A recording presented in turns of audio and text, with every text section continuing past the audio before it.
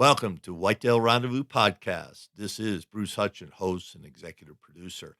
Each week you will hear tips, techniques, strategies, and personal stories from some of the best and funniest whitetail hunters in North America. Hope you enjoyed today's episode. If you do, tell a friend on social media. If not, tell me and I'll make it better. Thanks for listening, folks. Heading out to Utah, and we're going to talk to Chelsie Wilkey. Now, Chelsea's a good friend of mine, and she's also being sponsored these days by Vanguard and Skeleton Optics, and she's on the team of Real Camel Girls.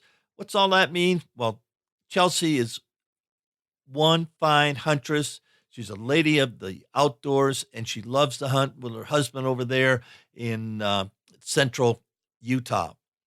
Fact is, recently, she went up in the mountains and hunted elk, didn't get one, but her husband sure got a nice mule deer buck with his muzzleloader.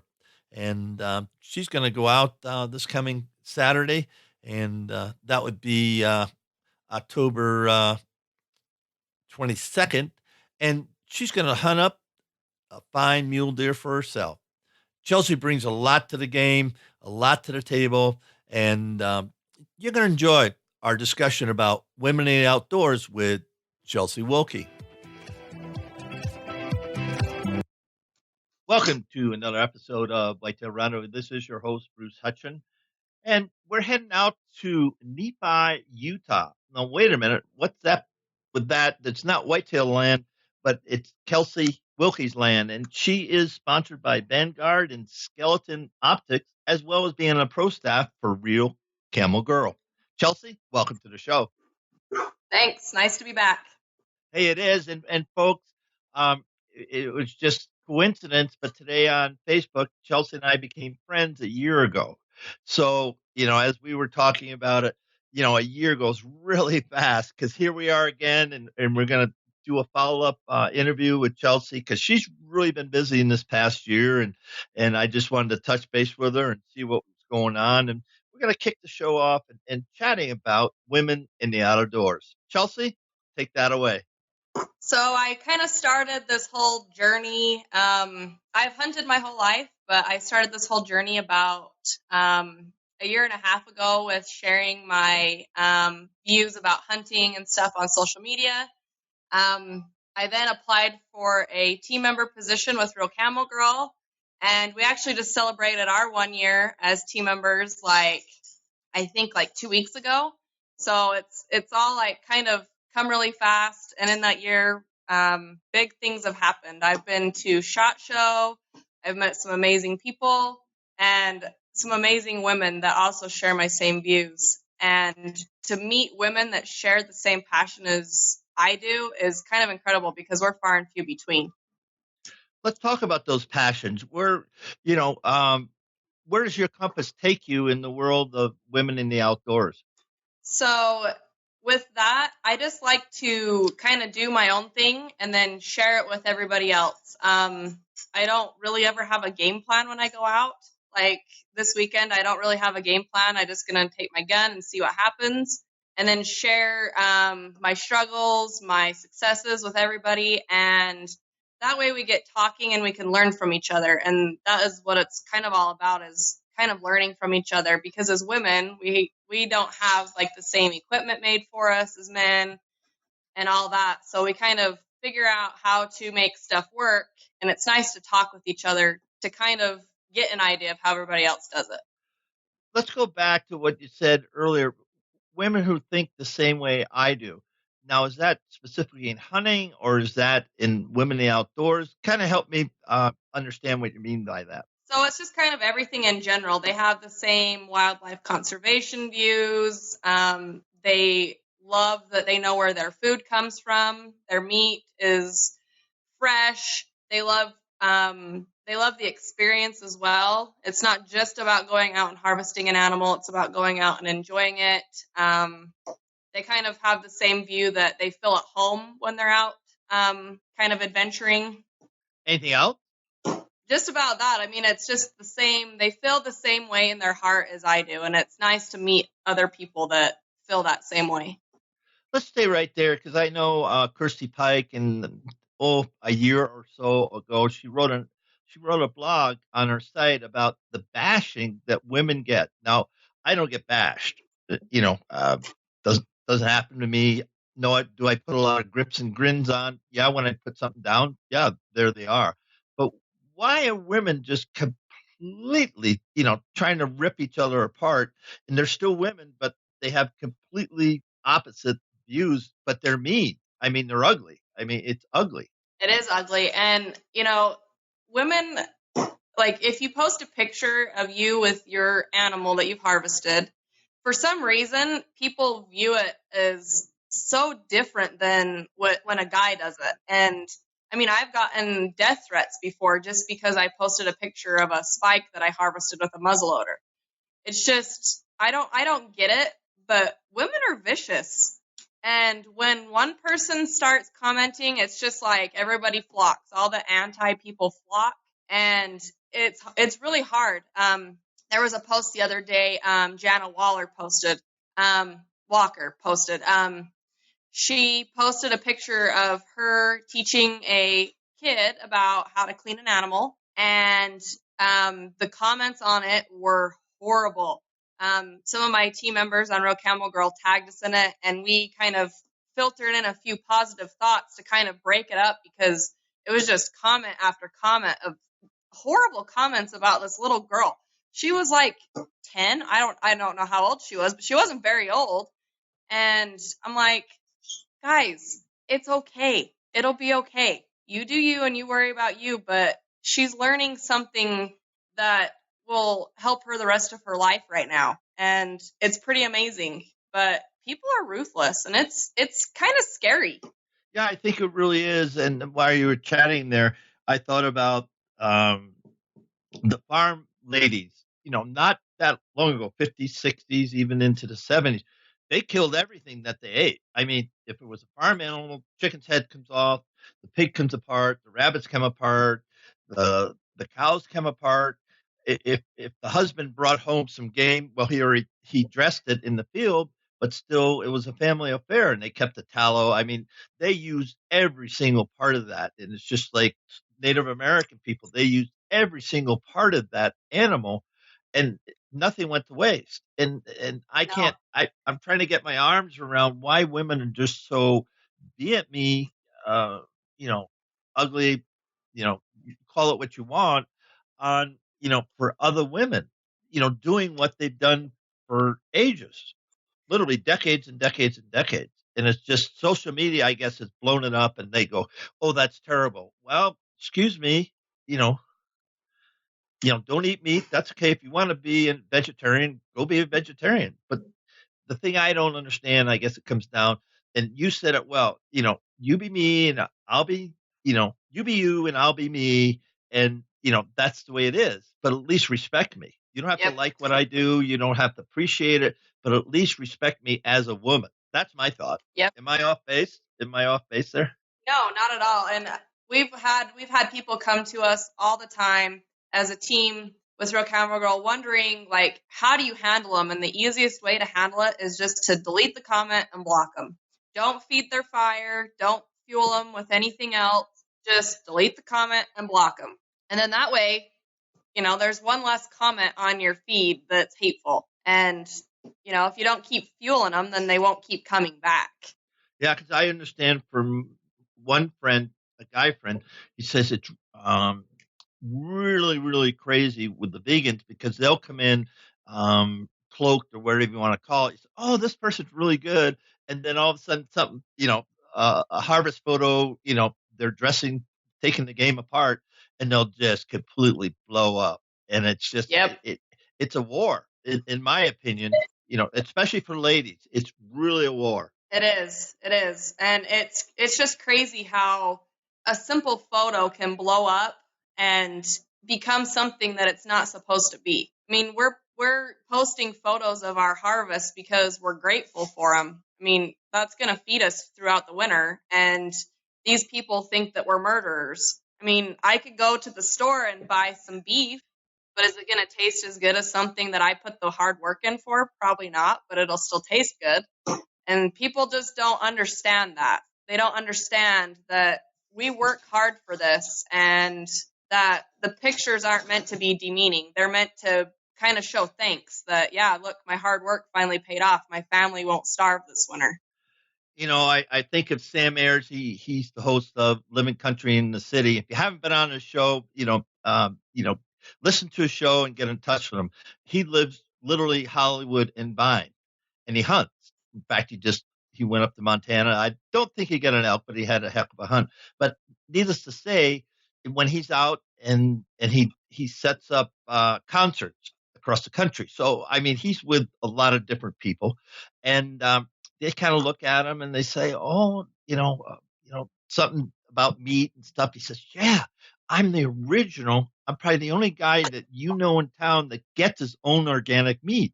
That's how he starts it, and he just Yeah. plays up the organic. It's organic. It's organic, and he just plays it up. They go, "Well, how do you do that?" "Well, I kill him." And then I mean, people deer in the headlights, the whole shot, they just go, "Okay." And they might need Sam, to do business for, take care of their Yeah. act or whatever.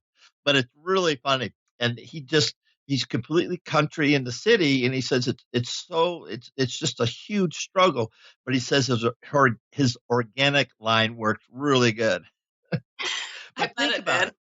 No, but think about it. I've been eating organically since 1966, actually before, grouse and squirrels and rabbits.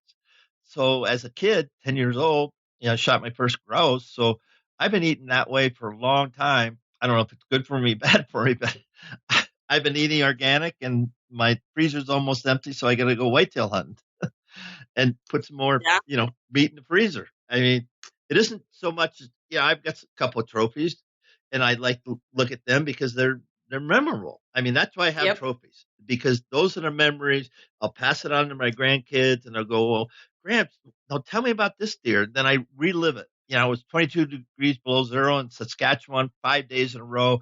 This buck came through, and I drilled him, and I was no so happy in my life. It was cold. But see, I can tell that story. You're laughing and I'm laughing. We're having a good time because reliving, that memory. Yep. And that's good for me because I get football memories and I get all these memories for all my grandkids and my wife and all this thing. But life is that's that's what we got, especially when you get my age. We got all these colossally wonderful memories, and I like that. Yeah, that's how my grandpa is. He'll take his gun one year, and the next year he'll just take his bullets. He's not in it to shoot anything. He's just there to have a good time with the family. Well, yeah, and I think we all are. And eh, just to stay on this, listeners, everybody's heard this before, but I started hunting the same farm that I'm going to hunt in 2 weeks in 1966. That's That's remarkable. awesome. It It really is. is. And I'm staying, we have a bunkhouse that we built, and then my buddy just bought a lake house. So we'll be spending Thanksgiving with him at his lake house. And he's the guy that took me originally to his family farm over, 51 years ago. Awesome. Yeah, it is. And so if you listen to this and don't understand hunting, spend 51 years, on and off with the same guy on the same farm and chasing decades of offspring of the same buck you killed, 51 years ago. Think about Yep. that. Put your arms around that. I mean, I'm lucky. I'm blessed. Call it what you may. And I'll quit talking now because it's about Chelsea. Hey, tell me what sponsorship means. You got Vanguard and Skeleton Optics. What does that really mean? So I use their stuff. I don't use anybody else's stuff. I just all inclusive with them. I actually just mounted my new Vanguard rifle scope on my 270 Winchester yesterday. Went and shot it with my grandpa. Got it all dialed in. Um, with the skeleton optics, they are like, I don't go anywhere without sunglasses. I have sunglasses everywhere. I wear contacts. I have to have sunglasses. So to find something that were excellent, that worked for me, and to actually be sponsored by them and be able to proudly wear them is great. Um, People think of sponsorships as like you get paid. Not the case.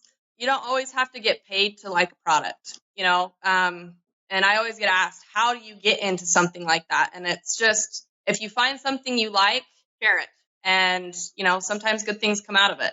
And I just have been lucky enough and blessed enough to use products I love and to finally like have it kind of come together. And that's what I use.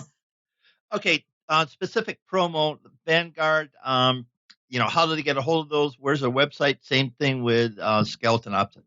So give her a promo. It's Vanguard Outdoors.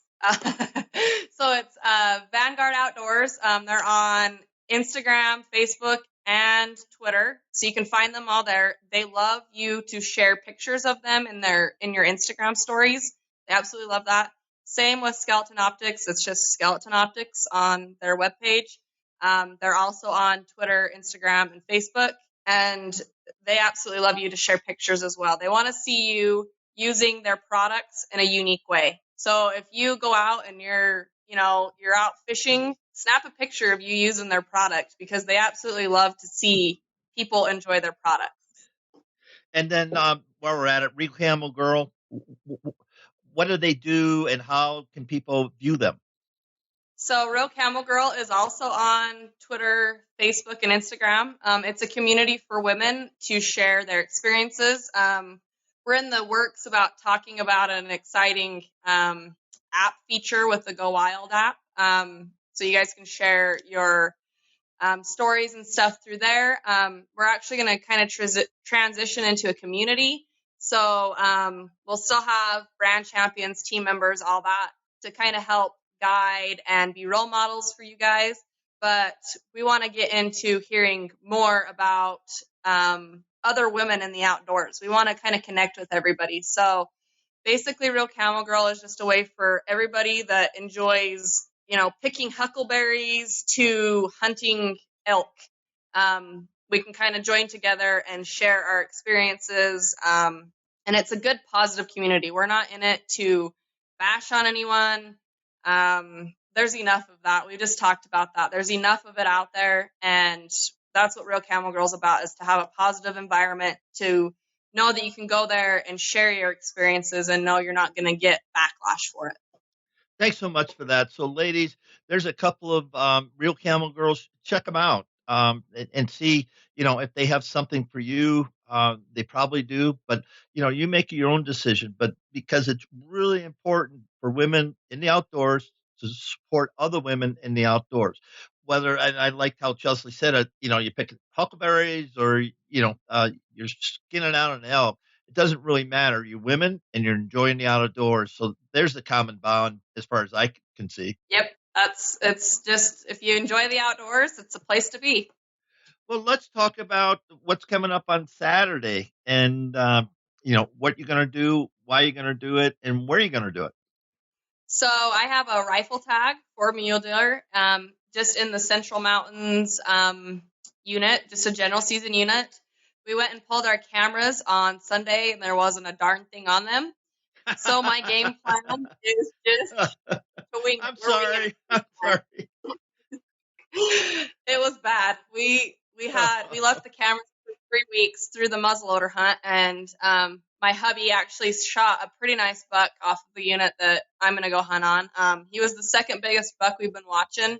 He presented himself twice and just kind of stood there, and like, you better take him or else you're not going to see him again, So there's still dream buck out there, though. It's this big old 4x5 with a big, like, 4-inch kicker off of his right side. And wow. He's haunted us for like the last 3 years. And so I don't know if having nothing on our cameras is a good sign or a bad sign, but I'm just going to wing it and we're going to see what happens. We don't have a game plan. Go ahead.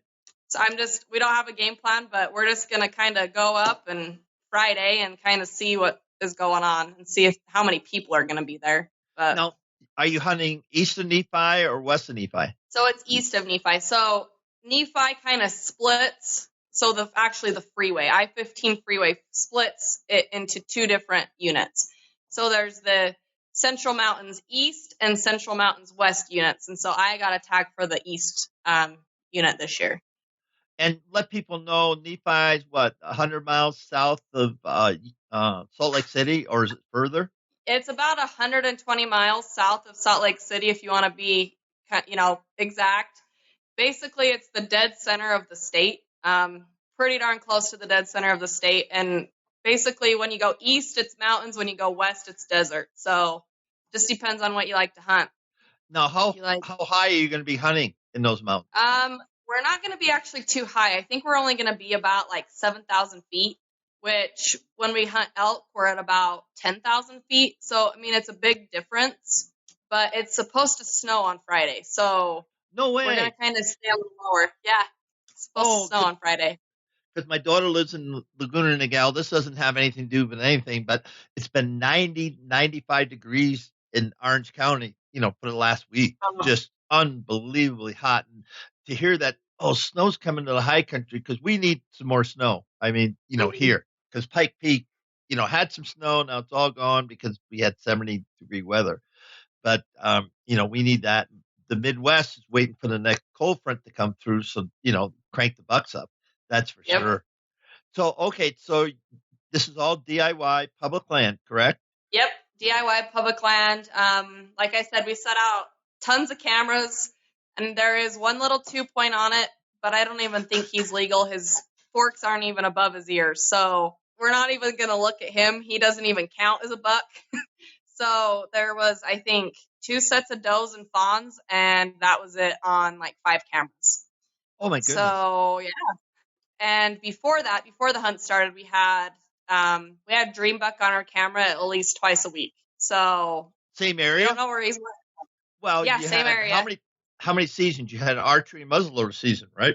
Pardon me. Yep. So we got archery and muzzleloader, and then muzzleloader was packed with people. We were surprised. I actually got lucky and got the opening morning off of work, and so we went out, and there was people everywhere, and there was just shots everywhere. And so we ended up being late. We slept in and got lucky and seen dream buck, and then the buck that my hubby harvested walking, like actually running away from people. So we actually got lucky and kind of cut down, and we didn't see dream buck again, but we did see the second biggest buck we've seen in there. And I'm like, you better take him or else we're not going to see him again. And so we're just kind of maybe going to go down there again. I don't know. Maybe I'll sleep in again. We'll see. Now, what type of talk about the terrain? 7,000 feet. So, is it juniper or is it ponderosa pine? Sagebrush? It It is.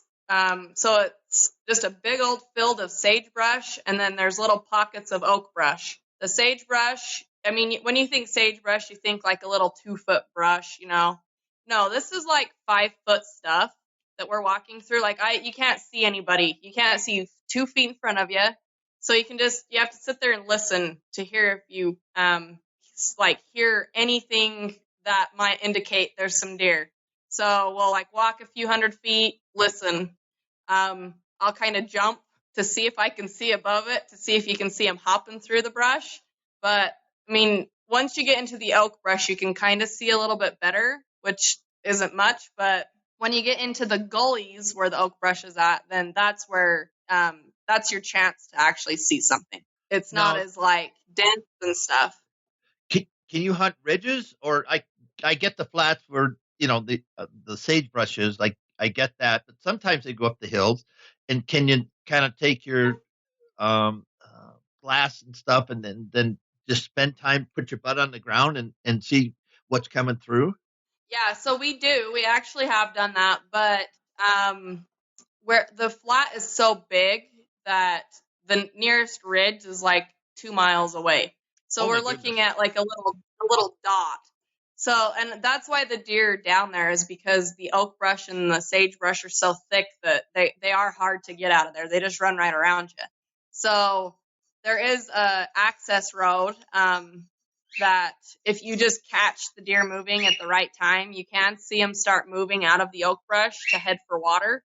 So we set up our cameras on the trail to water, and they must be now taking a different trail to water because they must smell us, or there's been too many people down in there. I don't know, but oh, sorry, that's my dog.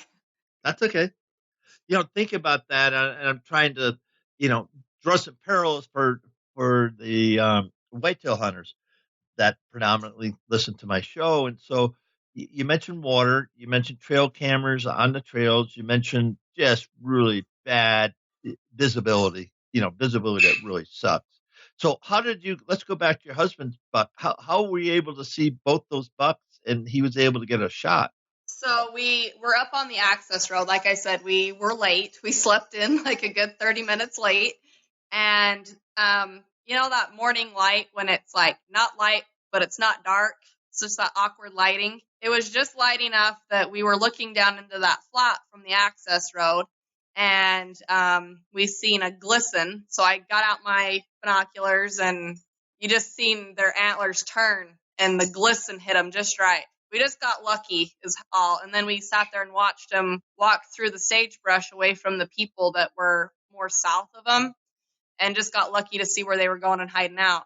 So we walked down in there and my husband actually did miss this buck once. So he missed it that day. And then we walked down in there to see if there was any blood. And I think that most of the deer in that area have been hanging out in that little gully because it's hard to get to. It's rough terrain to get to it, and it just smelled like deer. So when you get down into this gully, it kind of opens up. All the water runs down it, so it's not as heavily brushed. So you kind of get lucky and get some open spots where you can see the deer. And then you get lucky because next to this public land is actually a wild horse farm. So they actually take the wild horses off the West Desert and then they feed them on their property. So it is all just kind of open field. So if they do run down that fence line, you get lucky and get to see them there too. So it's just kind of knowing the area that you're in and getting to know it well. We just had been down there shed hunting and knew that there was open area. And so we went for it. And the next morning, it kind of all came together. Well, I'm just trying to visualize kind of the terrain and again, equate it to, people, sometimes we run the river bottom. And so you can't really see down there. I mean, the deer actually has to commit suicide, you know, to get him. He really does. He has to stop, or hang up right on the river's edge because he comes out of the grass and willows and tag alders, and then you can get a shot. But it's difficult. It's fun. There's a lot of deer down there. But you think Yeah. about that, and so whitetails aren't much different in this scenario than mule deer because they need food, they need shelter, and they need water. So if you can pull that apart, and you did it with your trail cameras and say, okay, they're coming through here, and here's a trail, blah blah blah, and you got cameras, and then once the shooting started or they started to get pressure, they're gonna go into the roughest, baddest, nastiest stuff and just hang out and move at night, nocturnal, Pretty much. like like a lot like our whitetails. That's for sure. And I'm not talking about high country mule deer, but we're talking 7,000 feet and oak brush and big sagebrush. Interesting. Yep. That's good Yeah, stuff. it's interesting country. Well, yeah. Now, how hot will it be on Saturday? Well, you said snow, so Yep. So it's supposed to snow Friday night, which finally we get a hunt where it's going to snow the night before. The last time it snowed, I shot a pretty big buck. I shot a 2x4 on the opening morning of the rifle hunt. So I'm hoping it snows good. I'm fine with freezing for a couple hours if we see some movement. So it's supposed to be like 17 degrees that night up on the mountain, and then opening mornings like 20, 25. So it's going to be chilly. now, how many people do you expect to be out in the same area you're out? Last year, there wasn't that many. We were actually surprised, but this year it's just the turnout. I think that people finally have realized that there's nice deer in there. Like I said, the muzzleloader hunt, there was camo on every ridge line, every little gully line, everything. You could see people moving everywhere. And so I think that I'm hoping that there's not as many orange pumpkins walking through, bright orange pumpkins walking through, but I'm just hoping that there's not enough. I mean, it'll be me, my husband, and my grandpa hunting for me this year. So I know there'll at least be 3 of us out there, but I'm hoping that's about it. Now, is this do you camp out or do you just drive up from the house? Usually we do camp. My grandpa kind of makes it this big old thing. Like later today, we're actually going to go get all the food for this camp. It's like his vacation. So it's kind of a big production. We have a lot of fun. Everybody comes up. But I also only live like 10 minutes away from my from my unit as well. So if the weather is crappy, then we might just end up driving, but we'll see. I think that we'll end up camping. We'll Sounds camp like and freeze. with Wisconsin, we're really spoiled because, literally from the bunkhouse, I can walk to the river is only quarter mile, maybe, Yeah. and I'm hunting. Actually, we've seen deer right out the back door of the bunkhouse. I mean, we've seen deer there. So, it doesn't take a lot of work to, hunt in Wisconsin, or it can take a tremendous amount of work. And when you say, okay, I'm going to get a mile from the road, or go, just like elk hunting, just get away from the pressure and go to where people won't go. And like it's not, you're going to see some decent bucks. You're going to see more deer than you will, closest to the road. That's pretty much it. Yep. And it's kind of crazy, but you think about this, Chelsie, and just the hunting heritage, that you're building, that your grandfather has, and he's not even going to hunt. He's just going to make sure everybody's comfortable and well fed, and wait for you to come back and sit around and drink his coffee and listen to the Yep. stories and spin some stories that you've heard 100 times, but you still smile and say, that's my granddad. He Yep. was here, and that's tradition. That's the hunting It heritage, is. if you want it. And that's so important. Getting back full circle, women in the outdoors, they once you get into the outdoors, ladies, then you can share these memories forever. Your grandchildren, your children, whatever, and you can share something that nobody else will have. That's the way I look at it. Yep. Yeah, I totally agree. Totally agree. All right, have we covered everything? Hunting plan. Oh, one big thing. What's your one big thing about hunting? It could be your optics, it could be, scent control, it could be your boots, or it could be playing the wind. I don't know what it is.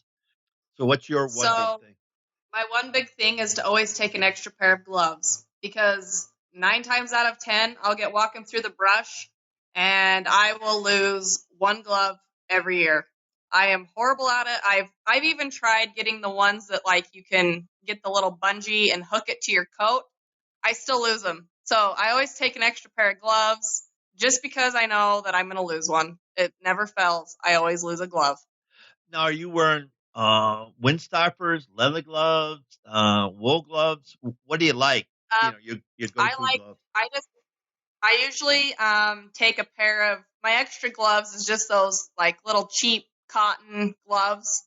And then the gloves that I really like to use are the Under Armour liner gloves that you can, put stuff over top. They're light enough that I can still shoot a gun with them. And they've got good grip. So if it is raining, you're not going to slip or drop your gun. But I can layer over the top of them, which is really nice. But there's probably like one of every every season's glove probably out in that sagebrush flat somewhere. I've never found them, but if somebody has, they've probably got a glove from every year of mine. That's kind of funny. That's I'm just trying to think gloves. Usually I drop them out of my tree stand and don't get out of my tree stand, so I get another pair of gloves. Ergo, I carry two Yeah. pairs of gloves. And then when I drop out, climb down from the tree stand, get ready. It's dark, and I just walk away from them. I just You hope they're there when you come back the next time. yeah, pretty much they're not. They never are, or whatever. But it's just funny. Well, this has been just a joy. We're about ready to wrap up the show. So why don't you take and give some more shout out, just reiterate your shout outs for your, sponsors and your team member, and we'll close the show. Yeah, so I just like to say again, thanks to Vanguard and Skeleton Optics for making my adventures doable. And also a special thanks to Real Camel Girl. I wouldn't be anywhere without them and my awesome teammates. They are some pretty amazing girls. So just thanks again to you guys. And for all you lady listeners out there, if you're looking for a community of awesome women, go check out Real Camel Girl. So, Chelsie, on behalf of thousands of listeners across North America, thank you for. We're going to have to do this a year from now, so put that on your calendar. Okay, I will.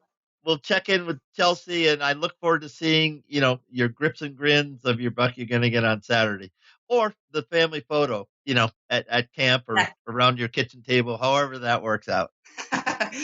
Okay, sounds good. Joining us today is Jason Hemlett.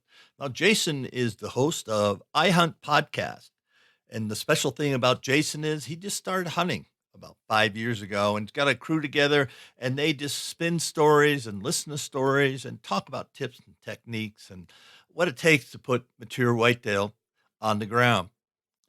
When I asked Jason about his one big thing, he said patience.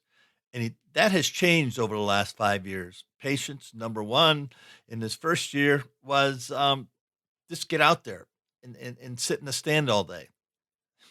Like a lot of you, I've done that. And if it's the wrong stand on the wrong day, you have a nice all-day sit. And so Jason has tuned up his game, and he's taken some nice bucks there in Southwest Ohio. So I'm really looking forward to him to share some of his big buck tips on Whitetail Rendezvous. Thanks for joining us. Be sure to tune in tomorrow for another episode of Whitetail Rendezvous, where you can listen and learn from the experts so you can be more successful on your next hunt. Until next time, listen, learn, and succeed.